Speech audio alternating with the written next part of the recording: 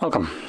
In front of me is a ULEFONE Note 8P, and today I will show you how to enter the Fastboot mode. And to get started, you will want to power off the device. Once the device is off, you will then hold power key and volume up, both of the keys at the same time. So let's do that right now. And from here, using only volume up, you want to select the middle option, Fastboot mode, and then confirm it with volume down. Like so. So as you can see, we're now in the recovery mode, or not recovery mode, but Fastboot mode. And that is how you put it into it.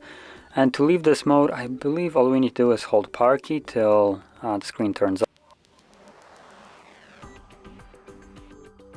Yep, there we go. So as you can see, it turned off, and it automatically turns back on.